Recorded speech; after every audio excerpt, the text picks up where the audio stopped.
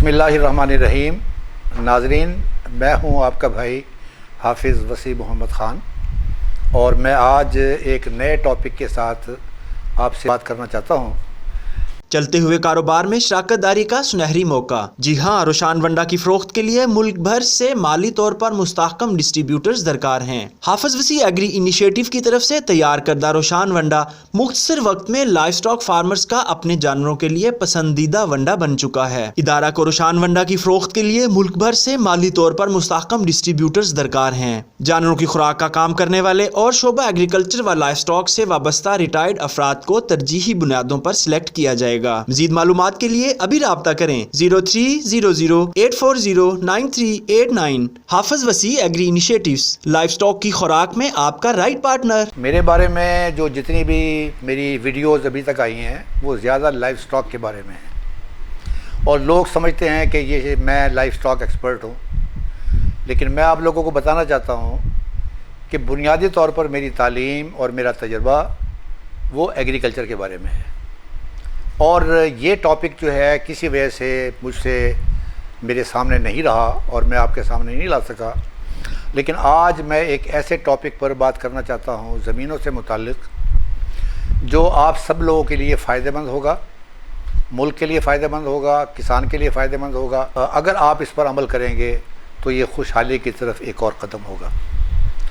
हम अगर देखते हैं तो मुझे नज़र ये आता है कि पाकिस्तान बनने के बाद जो क्रॉप के अंदर रेवोल्यूशन आया था, आहिस्ता आहिस्ता वो ख़त्म होते होते वो लाइव स्टॉक की तरफ मुड़ गया है और उसके नतीजे के अंदर आज जीडीपी जो पाकिस्तान की जीडीपी है 20% के अंदर 58% लाइव स्टॉक का हिस्सा है और 42% एग्रीकल्चर का हिस्सा है। एग्रीकल्चर का मतलब क्रॉप, वेजिटेबल, फ्रूट्स, ये तमाम चीज़ें मिला लें तो ये 42% बनते हैं।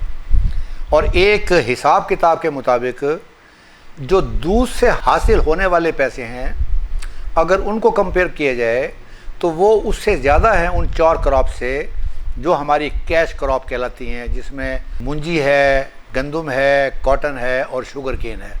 इन सब से हासिल होने वाली रकम को एक तरफ कर लें और दूध को एक तरफ कर लें। लेकिन ये बात पहले नहीं थी। पाकिस्तान में एग्रीकल्चर हमेशा डोमिनेंट रही है और जब पाकिस्तान बना है तो एग्रीकल्चर का हिस्सा 70% था और लाइव स्टॉक का हिस्सा 30% था। लेकिन आहिस्ता आहिस्ता घटते घटते ये मामला यहाँ तक पहुँच गया कि एग्रीकल्चर का हिस्सा कम हो गया और लाइव स्टॉक का हिस्सा बड़ा हो गया। और उसकी एक बड़ी वजह यह है कि ग्रीन रेवोल्यूशन के बावजूद, जो 70s में ग्रीन रेवोल्यूशन आया था, उसके बावजूद हमारी पैदावार दिन ब दिन घटती जा रही है। अब पैदावार दिन ब दिन घटती जा रही है, इसमें और अवामिल तो हो सकते हैं जैसे क्लाइमेटिक चेंज है, लेकिन मैं आज बात ये करना चाहता हूँ कि आपकी अपनी ज़मीन की कैफियत क्या है, उस ज़मीन का रोल पैदावार घटाने में कितना है, मैं उसके बारे में आपको जानकारी देना चाहता हूँ। तारीख़ी तौर पर जब ये एग्रीकल्चर मॉडर्न एग्रीकल्चर नहीं थी और ये बुज़ुर्गों के हाथ में थी, जिसे आप कहते हैं ट्रेडिशनल एग्रीकल्चर, वहाँ पर सिर्फ एक क्रॉप लगती थी और एक क्रॉप के बाद दूसरी क्रॉप पर उस ज़मीन को खाली छोड़ दिया जाता था और उसको कहते थे कि ज़मीन रिकवर हो रही है।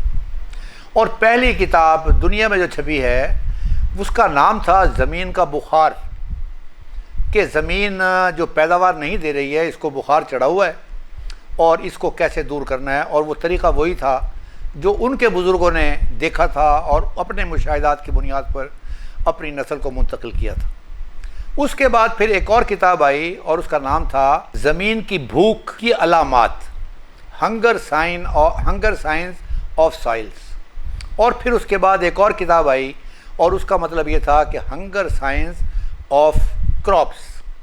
मकसद ये है कि ज़मीन को देखने के बाद आपको पता चलना चाहिए कि ये कहाँ से भूखी है और कहाँ से ये रजी हुई है, और पौधों को देखने के बाद आपको पता चल जाए कि इसमें किस चीज़ की कमी है और कौन सी चीज़ आपने देनी है। तो ये तरक्की करते करते ये लेबॉरेटरी एनालिसिस तक बात चली गई और सॉइल एनालिसिस जो है अब वो एक पैरामीटर बन गया। उस पैरामीटर के मुताबिक वो देखकर आप बता सकते हैं कि ये एकड़ जो है ज़्यादा काश्त, ज़्यादा पैदावार देने वाला है, ये एकड़ कम पैदावार देगा। और उसके अंदर बताया जाता है कि अगर ये अलामात हों तो इन अलामात को आपने कैसे दूर करना है, किस तरीके से दूर करके ज़मीन को आपने बेहतर बनाना है, उसकी ज़रख़ेज़ी को बरकरार रखना है। आज का टॉपिक इसी के ऊपर मुनहसर है और हम इसी के बारे में ही आपसे बात कर रहे हैं। अब ये रोज़ाना देखने की बात है कि जो ज़मीनें दरिया के पेट के अंदर हैं, यानी कि वो जो किसी ज़माने में दरिया बहता था लेकिन आज दरिया सुकड़ गए हैं, या वो ज़मीनें जो हैं वो ज़ेरे काश्त आ गई हैं, उसमें दरियाए रावी है, दरियाए सतलुज है, दरियाए ब्यास है। आप कसूर से लेकर और ये लाहौर वाला एरिया और शेखुपुरे से होते हुए आप चले जाएं विहाड़ी तक वाया आरिफ वाला, ये सारा वो पेट है जो दरियाओं का किसी ज़माने में ये गुज़रगाह होती थी और जो अब आबाद होकर बेहतरीन जगह बन गई है। यहाँ पैदावार 1 एकड़ से अगर मैं मकई की पैदावार लूँ तो वो 700 मन फ़ी एकड़ पट्ठे मुझे मिलेंगे, और अगर मैं दानों की पैदावार लूँ तो वो 120 मन के करीब मिलेंगे। लेकिन यही चीज़ मैं दूसरी जगह पर चले जाऊँ तो उसका मतलब ये हुआ कि उसकी पैदावार कम हो जाएगी।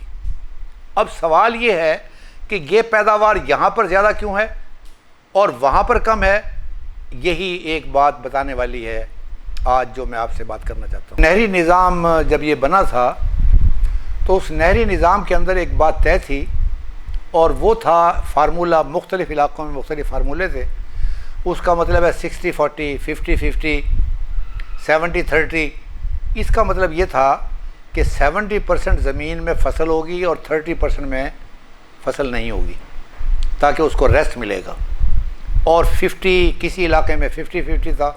उसका मतलब ये अगर आपके पास 2 मुरब्बे ज़मीन है तो एक वक्त में आपको इतना पानी मिलेगा कि आप 1 मुरब्बा काश्त कर सकते हैं, और उसकी वजह ये थी कि नीचे का पानी जो है वो कड़वा था। लेकिन आहिस्ता आहिस्ता ज़रूरत की वजह से और डिमांड की वजह से ये फार्मूला ख़त्म हो गया और लोगों ने मुख्तलिफ़ इलाक़ों में ट्यूबवेल लगाकर उस पानी की कमी को पूरा करने के लिए अपनी ज़मीनों को आबाद करना शुरू कर दी। अब किसी को इस बात का ख्याल नहीं था कि हम पानी को टेस्ट करवा लें, लिहाजा उसके नतीजे के अंदर जो ट्यूबवेल्स हैं वहाँ से नमकीन पानी जो है वो, जिसे आप कहते हैं पीने वाला पानी जो आम किसान समझता है पीने वाला पानी, लेकिन वो पानी पीने वाला नहीं है, इसलिए कि यूएनओ की रिपोर्ट के मुताबिक पीने वाला पानी वो है जिसमें 500 पार्ट्स पर मिलियन तक नमकियात हो।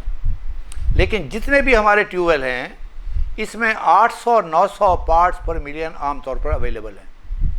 उसके नतीजे के अंदर धड़ाधड़ ये जो पानी निकाला जा रहा है और आबपाशी की जा रही है, एक नमकियात की एक तह उसके ऊपर जमती गई है और उसके नतीजे के अंदर ज़मीन की पीएच जो है वो बढ़ती गई, और ज़मीन की पीएच बढ़ने की वजह से जो फसल को ज़मीन से हासिल होने वाली खुराक थी वो नहीं खा सकती, और उसके नतीजे के अंदर उस फसल की पैदावार कम होने लगी, जो हम देख रहे हैं।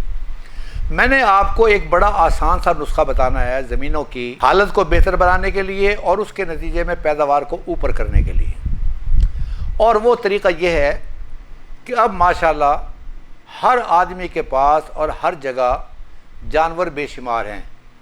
अगर 20 करोड़ आबादी पाकिस्तान की है तो इतने ही हमारे पास जानवर भी हैं, तो लिहाजा उनका गोबर जो है वो मुफ्त में अवेलेबल है, लेकिन उसको इस्तेमाल करने का तरीका जो है वो आज मैं आपको बताना चाहता हूँ। अब उसके लिए जो पहली जो तरीका है वो तरीका ये है कि इस पानी के इस्तेमाल की वजह से हमारी ज़मीनों के अंदर ऑर्गेनिक मैटर ख़त्म हो गया। पहले एक तरीका था हेर फेर का, फसलों का हेर फेर, वो अब ख़त्म हो गया। अब वीट और राइस का ज़माना है, कॉटन या वीट का ज़माना है। तो अब ये बिल्कुल जो है वो सिस्टम जो है, जो पैटर्न वो तब्दील हो चुका है। तो अब उसका तरीका अगर ठीक करना है इसको, और मेरी वो ज़मीन हो तो मैंने हर साल अपने पानी का भी और ज़मीन का भी, जो ये गवर्नमेंट आलमोस्ट मुफ्त फैसिलिटी देती है, मैंने दोनों के नमूने लेकर जाने हैं और वहाँ से मैंने रिपोर्ट पढ़नी है। वो रिपोर्ट मुझे बताएगी कि मेरी ज़मीन को ब्लड प्रेशर है या मेरी ज़मीन को शुगर है, उसका नमकियात कितने हैं और उसकी पीएच कितनी है। अब ब्लड प्रेशर और शुगर की बात मैंने इसलिए आपको समझाई कि जिस आदमी का ब्लड प्रेशर हाई हो वो नॉर्मल नहीं रहता और कभी भी फट सकता है, और उसके नतीजे में लोग उससे बात करते हुए भी डरते हैं। वो अपना काम भी ईमानदारी से नहीं कर सकता। इसी तरीके से जिस आदमी को शुगर हो, अगर उसके सामने हलवा भी पड़ा हुआ हो तो वो खा नहीं सकता, अगर खा भी ले तो वो उसके जिस्म को नहीं लगेगा। अब ये हाई पीएच और ज़्यादा नमकियात होने की वजह से ज़मीन के अंदर मौजूद जो अल्लाह ताला ने चीज़ें रखी हुई हैं और जो आप ऊपर से डालते हैं कि यूरिया डाल दिया और डीएपी डाल दी और पोटाश डाल दिया, अब आप तो कहते हैं कि मैंने 2 कट्टू तिल्ले भी पाए तो 2 कट्टू उत्ते भी पाए, लेकिन पैदावार में वो ज़ाहिर नहीं हुआ। यानी गंदम की पैदावार ये तमाम करने के बावजूद 20 मन से आगे नहीं बढ़ी। उसकी वजह यह है कि आपने ये तमाम चीज़ें डाली बरहक, लेकिन क्या पौधे का जो मीडियम है, जो ज़मीन है, क्या वो इस काबिल था? उसको शुगर तो नहीं थी, उसको ब्लड प्रेशर तो नहीं था कि वो पौधा जो है वो उसे खा सकता। अब चूंकि इन दोनों की वजह से वो पौधा इस काबिल नहीं रहा और ज़मीन में ये चीज़ें नॉन अवेलेबल है। नॉन अवेलेबल का मतलब ये है मेरे सामने एक चीज़ पड़ी हुई है लेकिन मैं खा नहीं सकता। तो ये पीएच और नमकियात की मौजूदगी मुझे ये बताएगी कि मैंने क्या करना। अब इसको ठीक करने के पहली बात तो वही है कि मुझे सॉइल एनालिसिस करवाना चाहिए। ये कच्चा चट्ठा मेरे सामने आ जाएगा, ये मुझे बताएगा कि मेरी ज़मीन में ऑर्गेनिक मैटर कितना है। अब दुनिया के अंदर जो ऑर्गेनिक मैटर है वो 2%, 3%, 4% तक है, और ये ऑर्गेनिक मैटर की मौजूदगी जो है ये इस बात की अलामत है कि आपकी ज़मीन ज़रख़ेज़ है। हमारी ज़मीनों के अंदर ऑर्गेनिक मैटर 0.5% है, इसलिए कि हमने कभी नहीं सोचा कि हम कोई ऐसी फसल लगा दें जो शॉर्ट ड्यूरेशन की फसल हो। जैसे किसी ज़माने में गवारा था, जंतर था, वो जब ये किसी एक थोड़े से लेवल पर ऊपर आता था उसको ज़मीन में दफन कर देते थे दोबारा, और उसके नतीजे में ऑर्गेनिक मैटर बढ़ता था। अब हर चीज़ जो फसल की है, तूड़ी भी है और जो ऊपर चीज़ है वो भी है, वो सारी की सारी हम उठा रहे हैं और ज़मीन को वापस नहीं कर रहे हैं, और उसके नतीजे के अंदर हमारी पैदावार घटती जा रही है। और वो जो ट्यूबवेल का पानी हम मुसलसल इस्तेमाल कर रहे हैं, जो हम समझते हैं कि पी लेते हैं, हमें ऐसा लगता है कि पानी ठीक है, लेकिन वो पानी ठीक नहीं होता। 800 पार्ट्स पर मिलियन वाला जो पानी है और उसमें 500 पार्ट्स पर मिलियन वाले पानी के टेस्ट में ज़रा कम फ़र्क होगा, लेकिन अगर उसमें 2000 पार्ट्स पर मिलियन हो फिर वो मुझे कड़वा लगेगा, फिर मैं रोऊंगा और फिर मैं उसके बाद सॉइल एनालिसिस और वाटर एनालिसिस वालों के पास जाऊंगा। तो लिहाजा आपकी ज़मीन कैसी भी है, आपको ये 2 काम लाजमी तौर पर करने चाहिए। अब क्या है कि जो तरीक़े बताए हुए हैं इस वक्त मार्केट के अंदर, जो मुरव्विज तरीक़े हैं ज़मीनों को ठीक करने के, वो उसमें कहते हैं कि जी आप कोई जिप्सम इस्तेमाल करें, लेकिन कितना इस्तेमाल करना है ये सॉइल एनालिसिस बताएगा। अगर सॉइल एनालिसिस आपने नहीं करवाया तो फिर ज़रूरत 25 की होगी आप 100 डाल देंगे, ज़रूरत 100 की होगी आप 25 डाल देंगे, और इस तरीके से वो काम नहीं होगा। तो लिहाजा सॉइल एनालिसिस वाले बताएंगे कि आप जिप्सम डाल लें, ये पुराना तरीका है। दूसरा तरीका जो है आजकल वो ये है कि आप कोई 15 किलोग्राम सल्फ्यूरिक एसिड डाल दें। एक और एसिड है उसका नाम है ह्यूमिक एसिड, वो भी उसके अंदर बड़ी अच्छी जो है वो अपना काम करता है। और एक जो है वो हाइड्रोक्लोरिक एसिड भी है, लेकिन क्लोराइड की वजह से लोग आमतौर पर उससे इज्तनाब करते हैं। और एक और है उसे कहते हैं फास्फोरिक एसिड।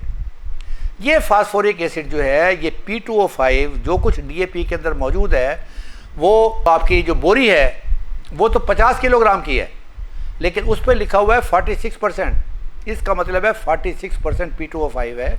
तो ये जो फास्फोरिक एसिड है ये चीज़ उसको सप्लाई करता है।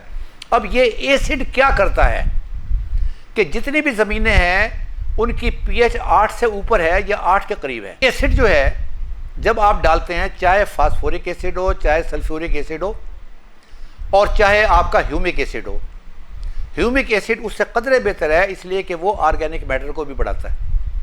ये उस नमकियाती माहौल को इस काबिल बनाते हैं कि जिसके नतीजे में पीएच डाउन होती है और जो कुछ ज़मीन में अवेलेबल है और पौधा पहले नहीं खा सकता था, अब वो खा सकता है। तो ये हमें किसी डिबेट में जाने की ज़रूरत नहीं है, कोई लड़ाई भी लड़ने की ज़रूरत नहीं है।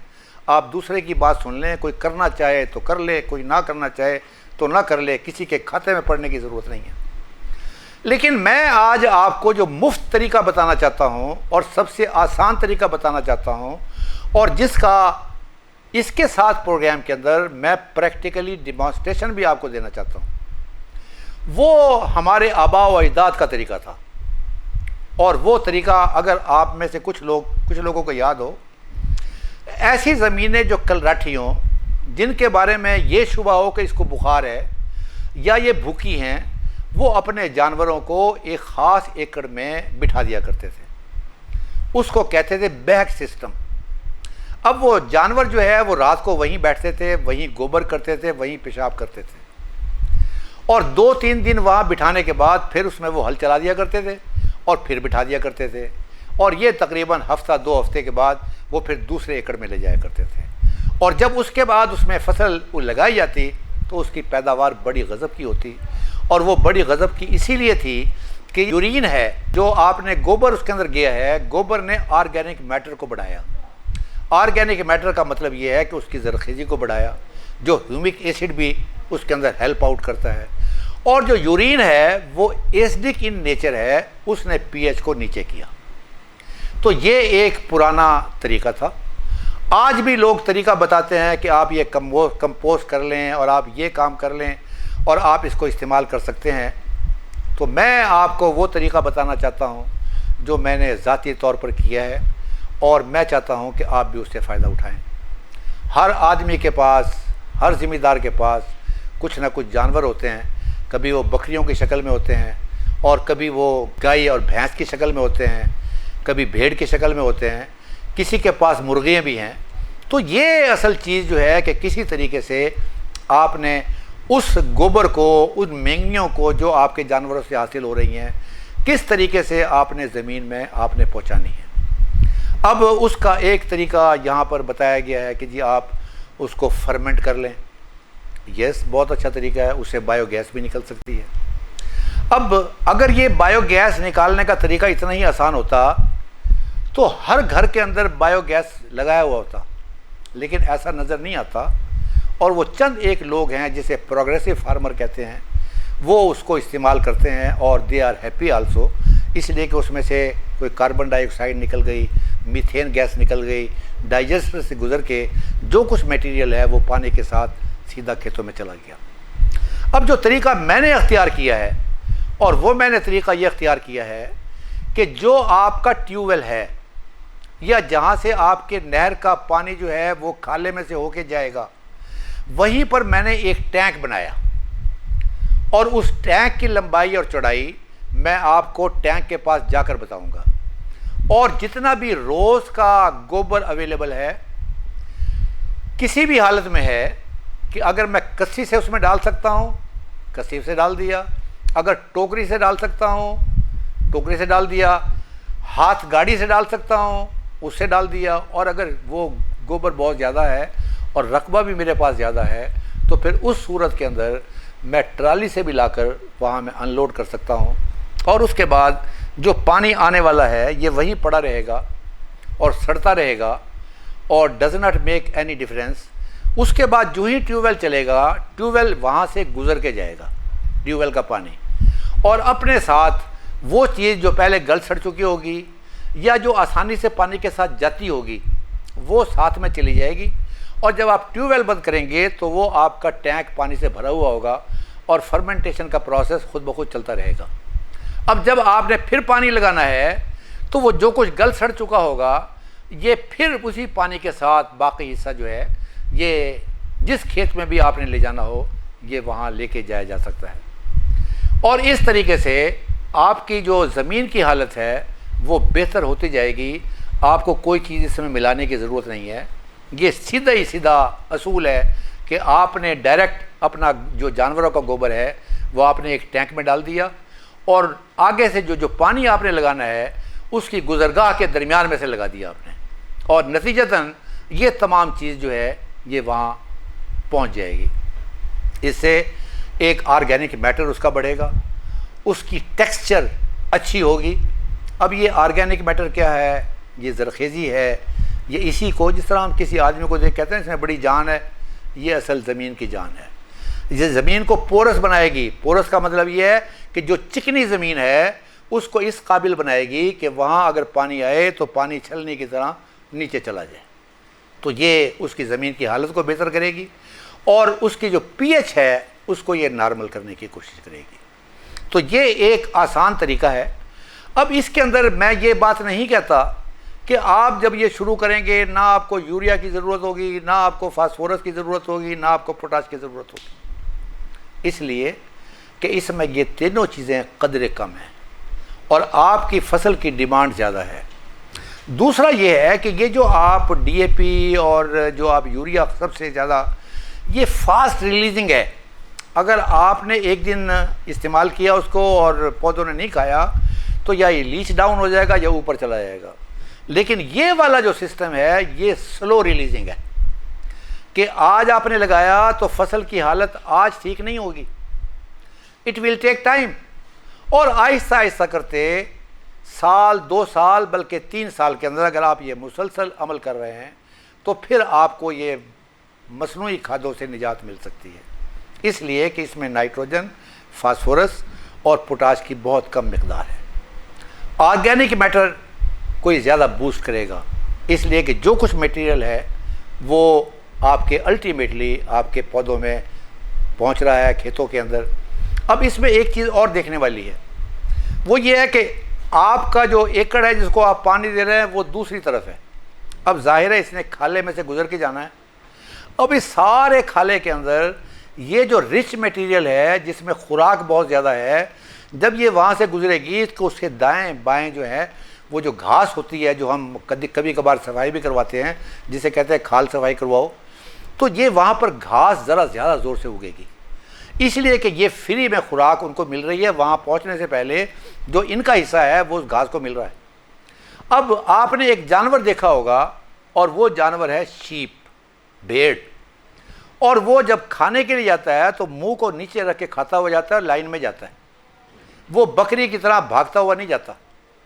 तो ये अगर आप साथ में 10-20 भेड़ें भी पाल लें और ये काम भी जारी रखें तो ये जितनी ज़्यादा खुराक होगी उसने आंखें बंद करके जहाँ जहाँ खुराक मिलती है उसके साथ साथ खाले में वो जाती भी जाएगी और अपनी मेंगनियाँ भी फेंकती जाएगी, और वो जो मेंगनी होंगी जब अगली मरतबा पानी आएगा तो वो अपने साथ फिर उस खेत में चला जाएगा। ये एक परमानेंट सोल्यूशन है आपके ज़मीन को ब्लड प्रेशर से दूर रखना, आपके ज़मीन को शुगर से दूर रखना, उसकी ज़रखेज़ी को ऊपर लेकर आना और उसके दिमाग को सेट रखना ताकि आपके पैदावार जो है वो ज़्यादा से ज़्यादा हो, और इसमें जो और चीज़ें आप डालते हैं खाद की मिकदार ये कम से कम होती जाए, और उसके नतीजे के अंदर जो अल्टीमेट प्रोडक्ट होगा कुछ अरसे के बाद वो प्योर नामियाती होगा, जिसे आप ऑर्गेनिक कहते हैं, कि जिसके अंदर मसनूई खादें आपने शामिल नहीं की, और ये